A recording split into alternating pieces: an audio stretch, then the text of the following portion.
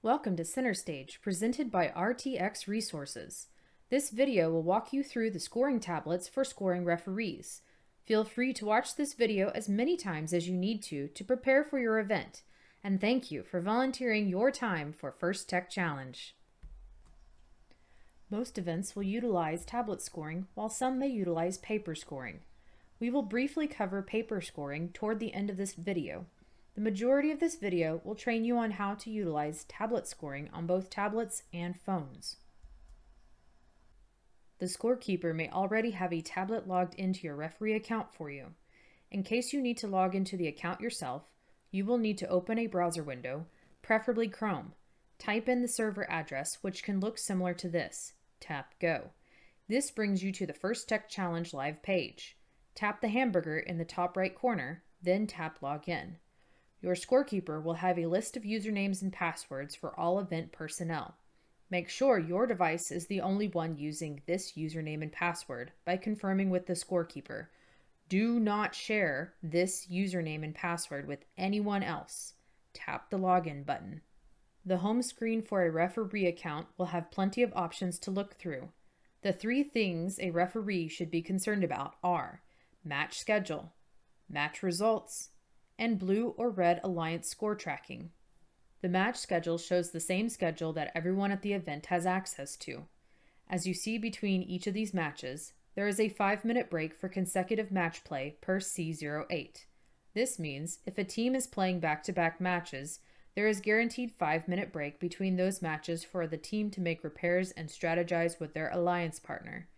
This usually happens when there are less than 12 teams at an event during playoff matches. Breaks for volunteers, such as lunch, can also be inserted into the schedule and will show up similarly to these 5-minute breaks. To return back to the home screen, or to even refresh the scoring system if connection is lost, tap on the First Tech Challenge icon rectangle.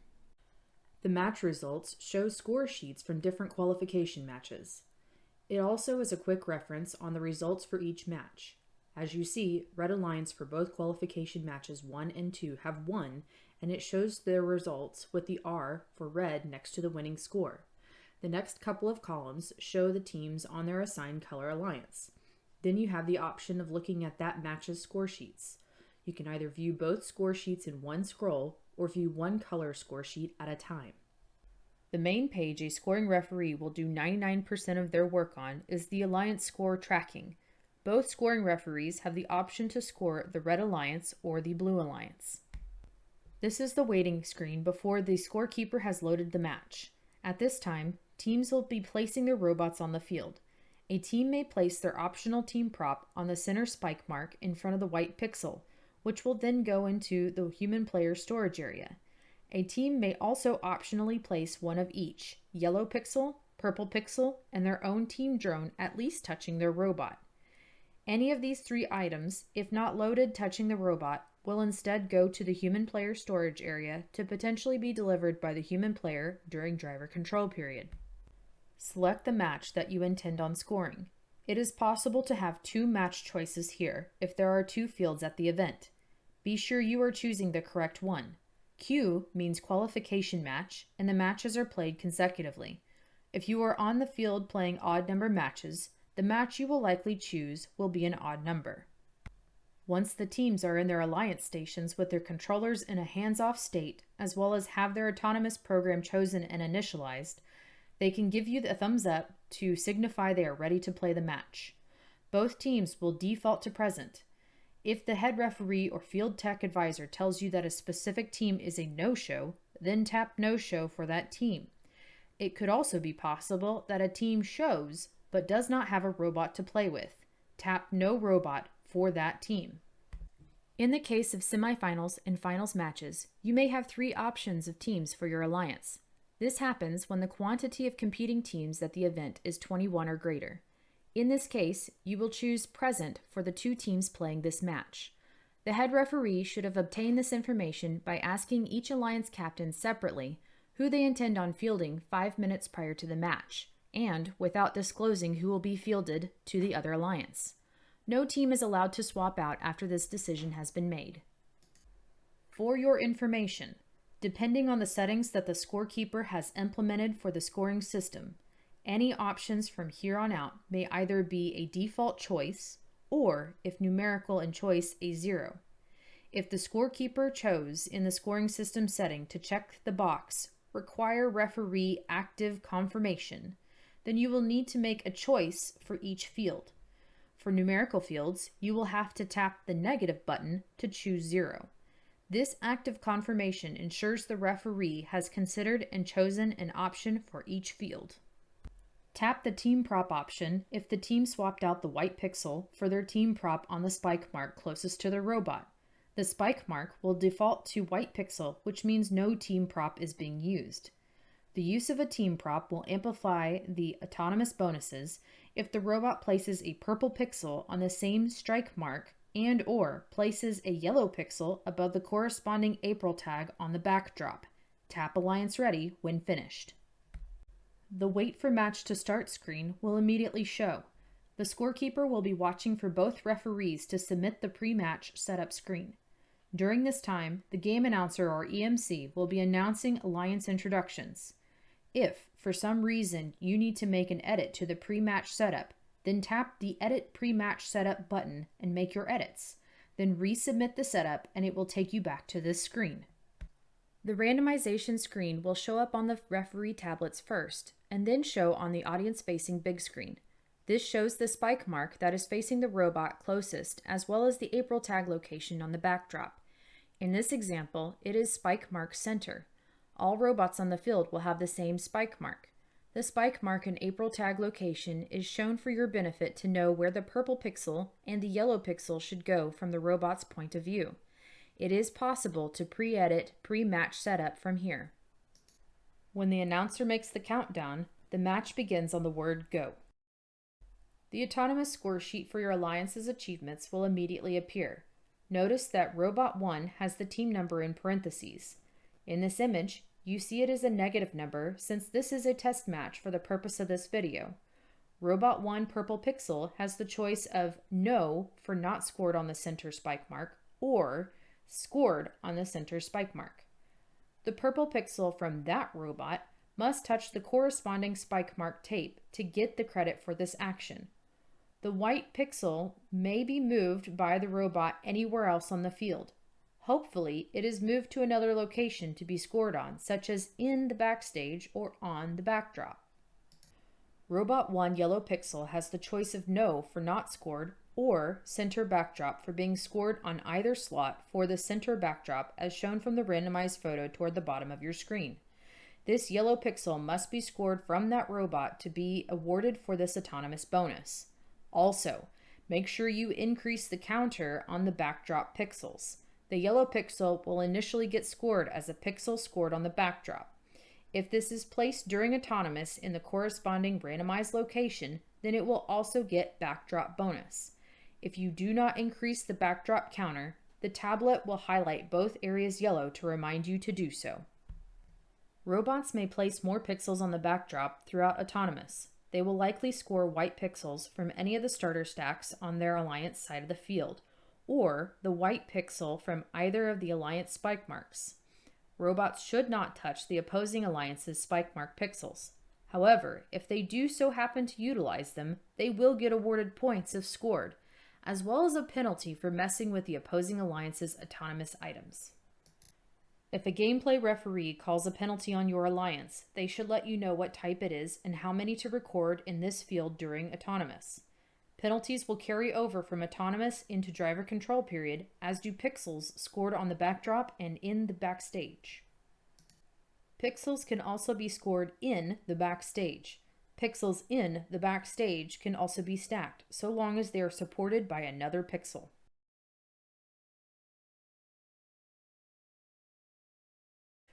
Please note that the backstage pixels field is above the backdrop pixels field. This is also true for the driver control period screen. Lastly, for autonomous, robots may park in the backstage. This is called navigated.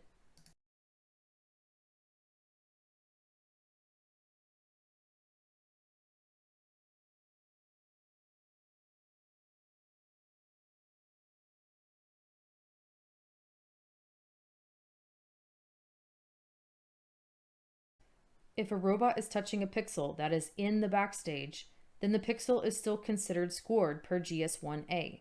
This is an exception to G6 that states, scoring elements in a scoring area that are in contact with or controlled by a robot on the corresponding alliance scoring area have 0 score value. So, if a robot is simply touching a pixel in the backstage at the end of the period, it will still be awarded points. However, if the pixel is still in possession by the robot, meaning being held by, is on top of, or stuck under the robot, then that pixel will not be scored. Once autonomous ends with a 3-second long buzzer sound, quickly double check you have correctly dictated the successful tasks on the field, or else you will be relying on your memory for what tasks were completed. Submit autonomous with the gray bar across the bottom of the screen during the 8-second period between autonomous and driver control period. If you do not, then the background will fade in and out yellow to remind you. Do not score driver control tasks on the autonomous screen. Driver control period is where drivers on each team drive the robot around the field to perform tasks. Notice that the spike mark and backdrop buttons for purple and yellow pixels, respectively, have disappeared. Now we have quite a few new fields. Also notice that any pixels scored during autonomous in the backstage and on the backdrop have been auto-filled to begin the driver control period. Notice that the backstage and backdrop fields have plus and minus buttons. If a pixel is descored from the field either intentionally or accidentally, then correct the quantity by using the minus button. There may be an instance where a robot hits the backdrop a bit too hard and many pixels come tumbling down. Correct the quantity on the backdrop by minusing the quantity that has fallen off the backdrop and into the backstage area. Then add that quantity to the backstage area if they all fell in the backstage area. Also correct the quantity of mosaics on the backdrop by plussing or minusing the quantity based on the new orientations of the pixels. Also correct the set line by minusing the quantity based on the new height of the pixel stacking. If this action were done by an opposing alliance robot, then let the gameplay referee or the head referee know what happened and how many pixels were descored immediately. They will call the penalty, and you will let the opposing alliance scoring referee know how many minor penalties they must add after the match is over before they have submitted the score. Teams of an alliance can score pixels on that alliance's backdrop all throughout the driver control period. Keep an eye out for mosaics. A mosaic is a cluster of 3 non-white pixels scored on the backdrop. A mosaic may either be 3 pixels of the same color or 3 different colors of pixels, yellow, purple, and green. A completed mosaic cannot be in contact with another non-white pixel. Each pixel in a mosaic must be in contact with that other 2 pixels that are of the mosaic. Here are some good examples of mosaics. Here are some examples that are not mosaics. The scoring system will highlight the backdrop pixels in mosaic field if the mosaic quantity is not equal to or greater than the backdrop pixels quantity multiplied by 3 as shown here. Not every pixel must be flat against the back of the backdrop. Pixels will still count as scored as long as they are on the recessed scoring area of the backdrop per 4.4.2-3. The highest set line is achieved when scored pixels on the backdrop extend in a horizontal set line. Vertically crossing in each set line earns 1 set bonus, regardless of the number of pixels that cross it. The maximum highest set line is 3. Although you were able to dictate hanging and landing zones before the endgame portion of driver control period, teams may only perform these tasks during endgame. The start of endgame is signified by a train whistle sound and is the last 30 seconds of driver control period. If a robot starts to hang or launches a drone prior to endgame, they do not get points for that action for this match. Do not score hanging or the landing zone if attempted prior to endgame.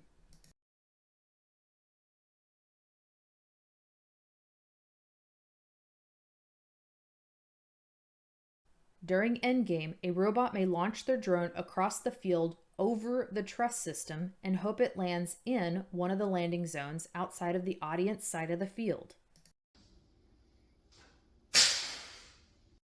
A drone must be launched from behind the truss system, which would be somewhere in rows 3, 4, 5, or 6. A robot may be hanging while they launch the drone, but the drone must still start from behind the truss system. The drone must come to a complete stop in a landing zone. The end of the tape defines the edge of the zone. A drone that is in two zones will receive the higher credit zone. Zone 1 is awarded the highest amount of points.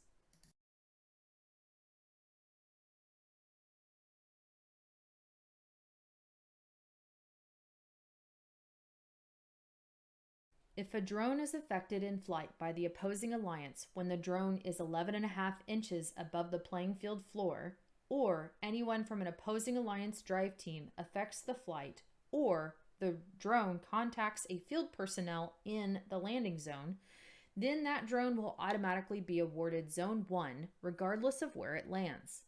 This will be called by the gameplay referee, and then you will dictate it on the field. If you notice this has happened and the gameplay referee has not immediately called it, let the gameplay referee or head referee beside you know immediately so they may call it at that time. Since this is a penalty of sorts, this infraction must be called by a gameplay referee in order for you to award automatic Zone 1 points. Dictate if either of your alliance's robots are parked in their backstage or hanging.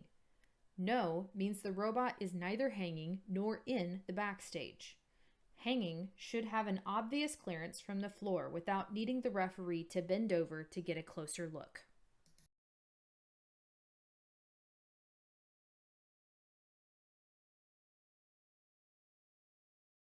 Once the match is finished, drive teams should press stop on the driver station to ensure the robot does not accidentally move, unless the robot is hanging from the rigging.